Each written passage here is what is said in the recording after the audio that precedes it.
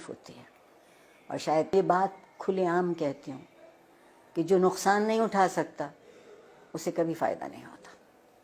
ہم نے بڑے برسوں سے، پچھلے بہت سالوں سے یہ ثابت کرنے کی کوشش کی ہے کہ ایک کاغذ کا ٹکڑا جسے آپ ڈگری کہتے ہیں وہ زیادہ اہم ہوتا ہے.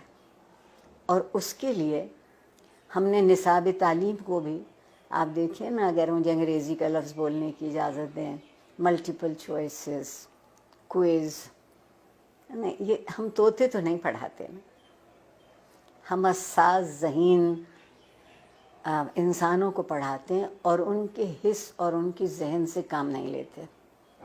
اس کی بنیادی وجہ یہ ہے کہ جب میری نسل جو تقریباً قبل از مسیح سے ہے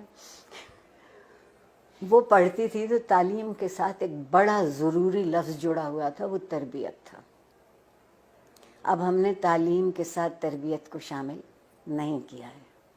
کہیں آپ یہ دو لفظ لکھا نہیں دیکھتے.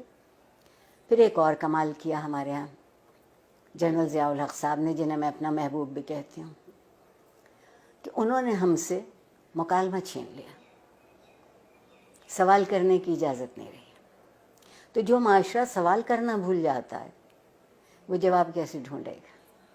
اور ڈگری ہمارے ہاتھ میں دی گئی کہ ہم ایک اچھا روزگار تلاش کرتے.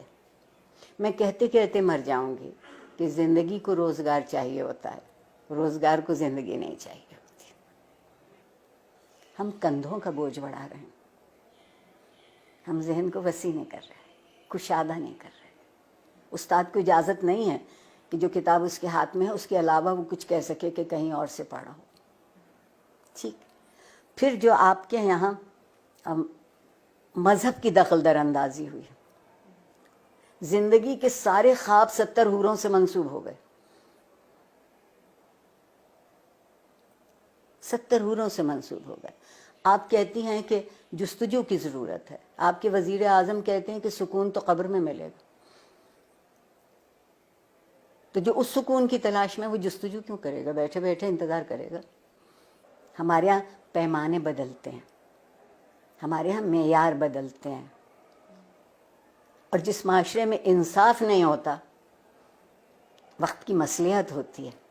اور جس معاشرے میں ہر کوئی ریاست کا شہری نہیں ہوتا اور اس کے حق برابر نہیں ہوتے کیونکہ اس کا رنگ یا اس کی نسل یا اس کا عقیدہ یا اس کی زبان ہم سے الگ ہے، تو آپ بتائیے وہاں لوگ ڈھنگ کی زندگی کیسے گزاریں گے؟ اور سوشل میڈیا اگر آپ مجھ سے پوچھیں تو بندر کے ہاتھ ادرک آئی ہے. جس کو یہ معلوم نہیں کہ اسی کو کتنا مثبت طریقے سے اسی سے تربیت ہو سکتی ہے، اسی ٹول کو استعمال کیا جا سکتا ہے، اسی آلے کو ان کی طالب علموں کی بہتری کے لیے. مگر اس کی بجائے آپ وہاں دیکھیے تو کیا ہو رہا ہے. جب میں پل بڑھ رہی تھی اس زمانے میں ڈائری لکھنے کا رواج تھا، اور ڈائری اس قدر خفیہ چیز ہوتی تھی کہ جتنے اب نیب بینک اکاؤنٹ بھی نہیں تلاش کر سکتی. اب آپ کوئی بات لکھتے ہیں اور اس پہ 2-4 منٹ کوئی دوسرا کوئی تبصرہ نہیں کرتا تو آپ اداس ہو جاتے ہیں کہ میرے سٹیٹس پر ابھی تک کسی نے رائے نہیں دی. آگے بڑھنے کا اگر طریقہ ہوگا تو وہ یہ ہوگا کہ کچھ دنوں ہم سب گردن جھکا کے آئینہ دیکھنے لگے. گردن جھکا کے آئینہ دیکھیں گے تو ہماری سمجھ میں اپنا آپ آئے گا.